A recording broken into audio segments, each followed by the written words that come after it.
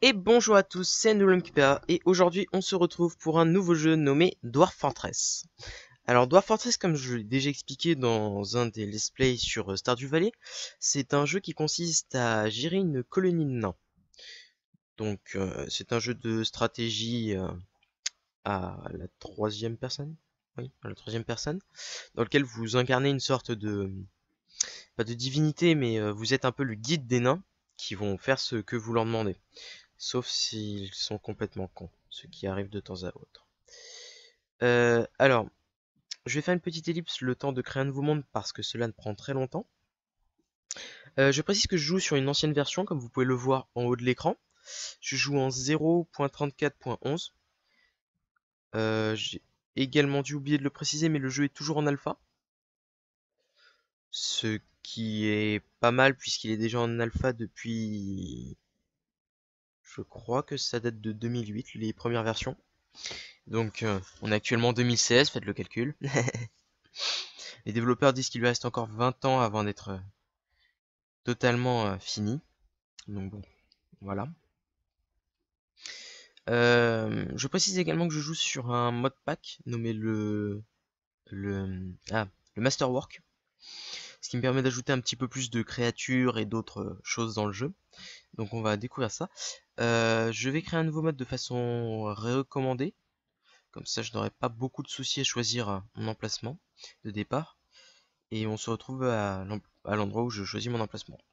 Allez, salut. Voilà, de retour après la génération du monde. Alors, comme vous pouvez le voir, les graphismes sont relativement simplistes. Alors, je vais vous expliquer chaque écran les uns après les autres.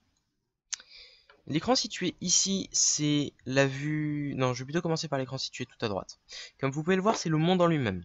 Donc ici, vous avez une vue assez peu détaillée du monde. Les différentes icônes représentent alors soit des forêts, comme vous pouvez le voir ici, soit la mer. Non, ce serait plutôt des glaciers en fait. Euh, ouais, ça ce serait plutôt des glaciers tout simplement. Les rivières ne sont pas réellement représentées. Voilà. Ça représenterait plutôt la mer. Bon, celle-ci est relativement tempérée, contrairement au fait qu'il y a du froid juste au-dessus, mais bon. Euh, alors, ça c'est l'écran simplement du monde. Donc vous pouvez voir grosso modo à quoi ressemble le monde. Donc des montagnes au sud, des glaciers au nord, des forêts à l'est. Oui, à l'est? Non.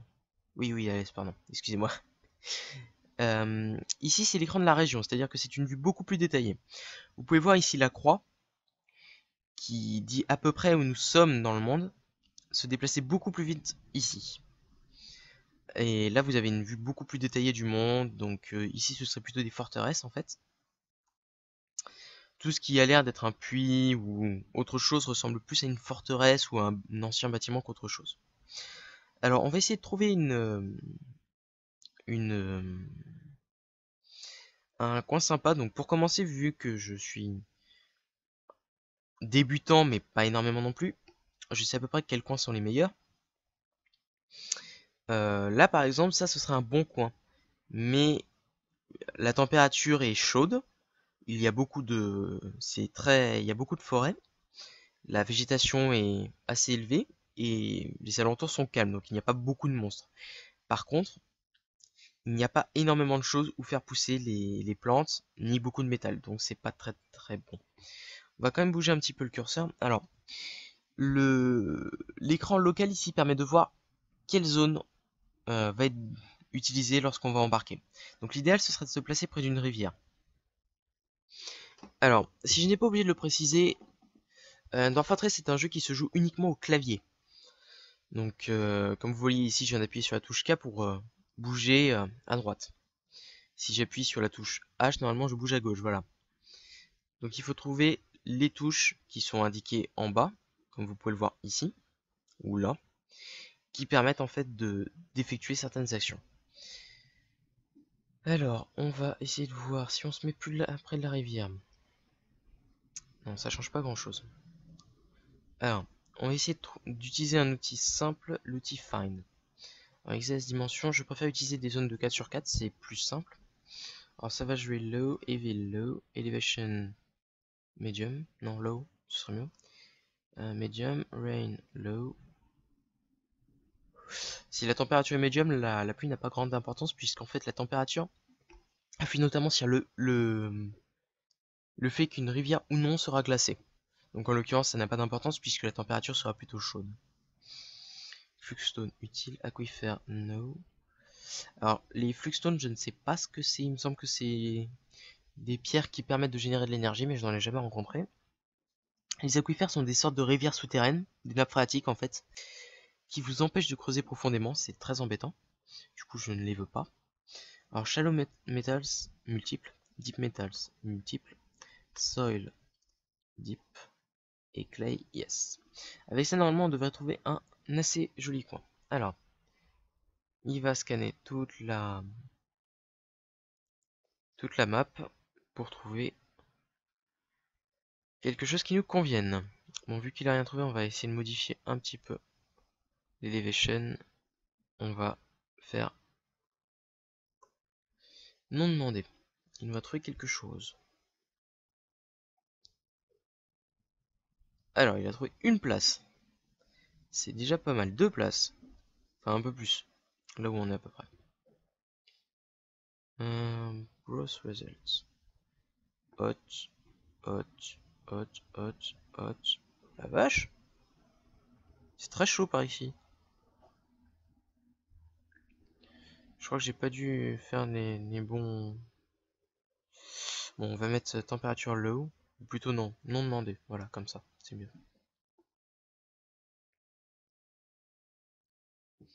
Il aura moins de mal à trouver. Je pense.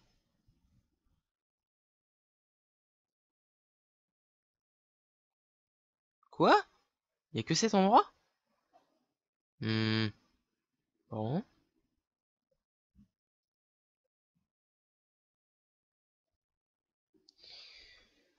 On va réduire un petit peu nos paramètres de recherche. Voilà. Comme ça. Il devrait trouver quelques trucs de mieux. D'accord. Tu ne veux rien trouver? Ok. On va donc chercher à la main. Principalement une forêt, voilà.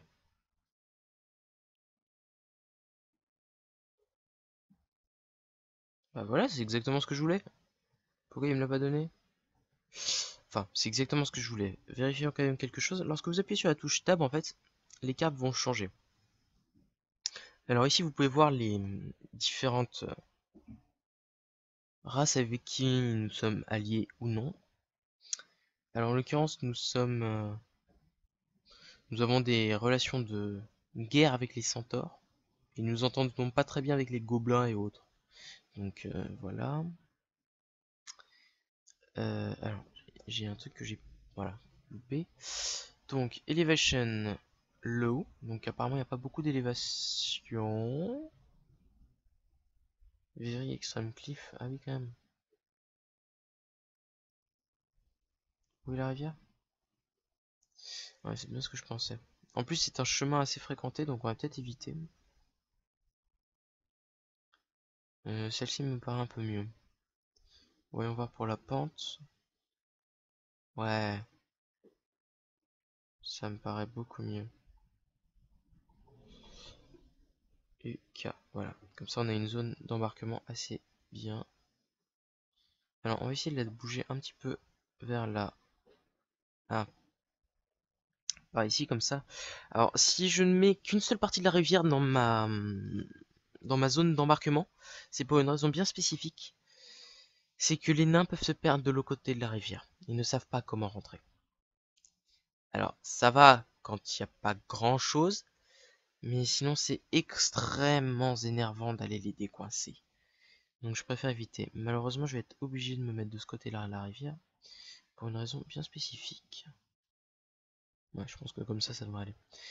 Parce qu'en fait, si vous voulez, la pente ne me permettra pas de faire une forteresse hors sol. Donc il va falloir que je me mette ici. Malheureusement, une partie sera hors de la rivière. Donc bon, mais on va embarquer comme ça. Ouais, embarque. Alors, Une autre partie très importante du jeu, c'est de se préparer. Comme vous voyez, j'ai déjà passé un peu de temps à choisir ma zone d'embarquement. C'est pour une raison bien spécifique, c'est parce qu'en fait, la zone d'embarquement va décider un peu de ce que vous allez faire dans votre partie. L'autre chose qui va décider, ça va être ce que vous prenez pour partir. Alors,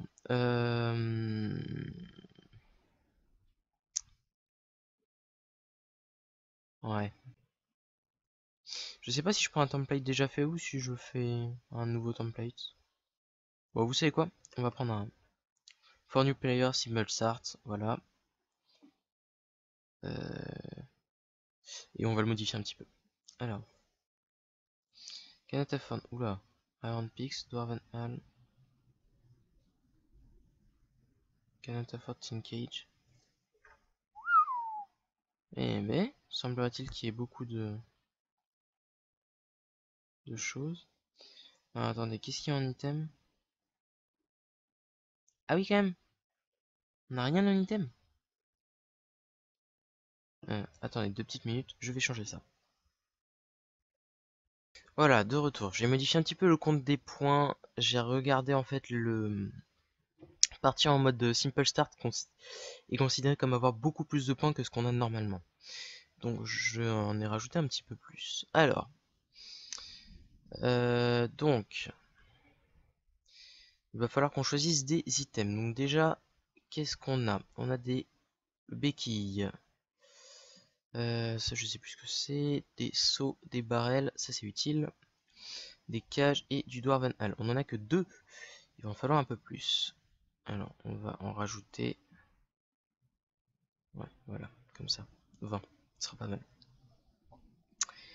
Euh, Nouveaux items. Donc, de la viande.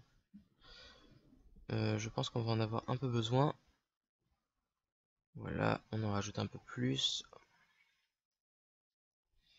Fish. Le fish, on n'en aura pas besoin. Voilà. Alors, ça, ce sont des plantes. Non, les seeds ne sont pas inclus. Donc, il va me falloir principalement des seeds. Alors. Je sais pas si elles y sont. Voilà. Ce que je conseille pour commencer, c'est de prendre des Pigtail Spawn. Ce sont des plantes qui peuvent pousser quasiment à n'importe quelle saison. Donc ce sont les meilleures plantes à faire pousser. Voilà. Alors, drink, on a déjà. Digging Implement. Ah, voilà. Des Cobalt Pick. Voilà. Je crois qu'on a 2 nains spécifiques. Des weapons. On avait 2 Cobalt Axe. Battle Axe, voilà. On ajoute un petit peu plus, voilà. Alors, ça va être très utile. Il me faut des bolts. Il m'en faut une quarantaine environ. Le reste, on le fabriquera sur place. Et weapon, il me faudra un. Je ne le vois pas. Je ne le vois pas. Je ne le vois pas. Des dagues, des shopping axes.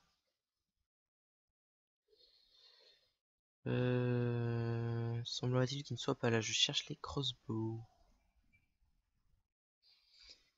Les crossbows.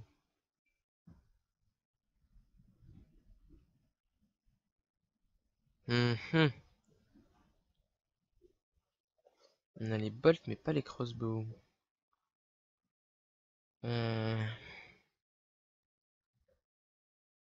Voilà. Et c'était bien dans.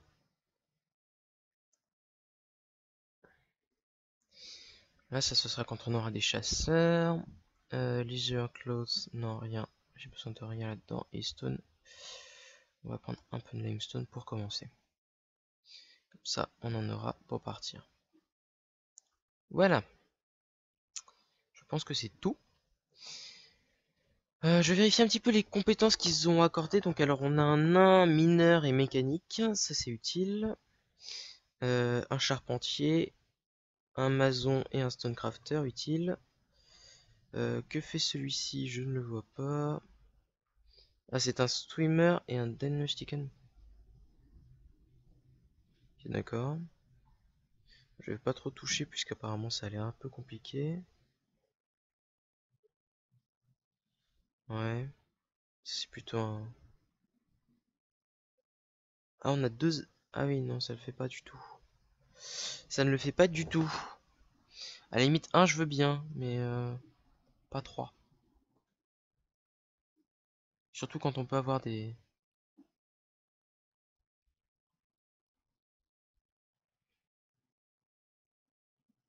Alors, ce ne sera donc pas un fighter. Ensuite, ici, le diagnostican, on va baisser un petit peu. On va te rajouter un point à toi. Et il nous reste un point là. Et... non, c'est l'autre que je veux. Voilà. Et normalement... Alors, je sais plus où est cette personne. Je pense qu'il doit être au-dessus. Ouais. Mineur... Non, en fait, il est en dessous. Ça me paraît bizarre, je vois pas du tout la compétence.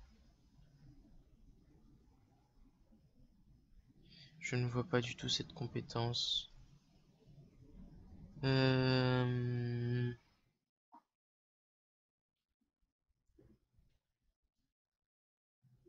Alors si j'ai mis celui-là qui sait nager, c'est parce qu'en fait j'ai besoin d'un fisher. Un fish farmer, fish cleaner. Il n'y a pas fisher.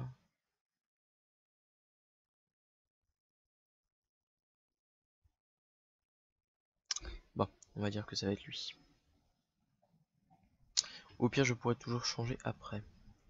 Alors, ensuite, ce paysan-là. Euh... Mince. Alors, lui, il va nous falloir obligatoirement un deuxième mineur. C'est obligatoire. Sinon, ça va pas être possible. Pour miner efficacement. Et tu vas également être farmer. Voilà, comme ça c'est bon. Quant à toi... Ah bah tiens, il est là. Hein, tu seras pas fish farmer. Non, non. Don't worry, tu seras fisherman. Voilà, je l'ai vu là. Ça, tu nous pêcheras du poisson. Et toi, je ne veux pas non plus que tu sois un garde. Ça ne sert à rien en début de partie.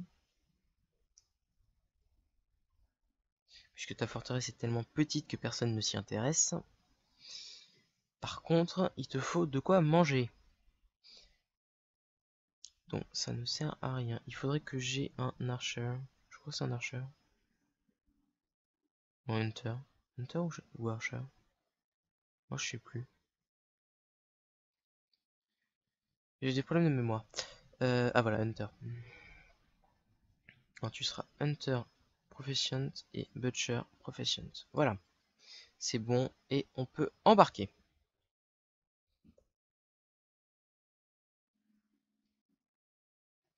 Voilà. Alors ça c'est des petites... du lore comme on dit.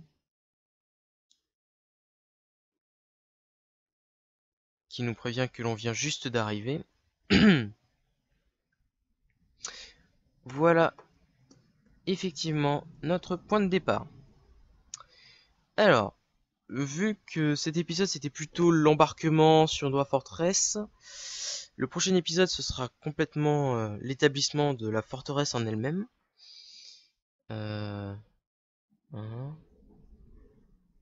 c'est pas très bien, c'est pas terrible ça. Enfin bon. Ce sera l'établissement de la forteresse en elle-même, donc j'espère vous revoir pour de nouvelles vidéos. N'oubliez pas de commenter, d'aimer la vidéo et surtout de vous abonner à la chaîne, ça me ferait super plaisir. Je vais continuer ce let's play pendant assez longtemps, puisque de toute manière je ne l'ai pas dit, mais il est impossible de gagner sur Dwarf Fortress, on ne peut que perdre. Donc je ne continuerai pas ce let's play jusqu'à ce que je perde, mais jusqu'à ce que j'en ai marre de perdre. Enfin. Donc j'espère vous revoir pour de nouvelles vidéos, et puis allez, salut!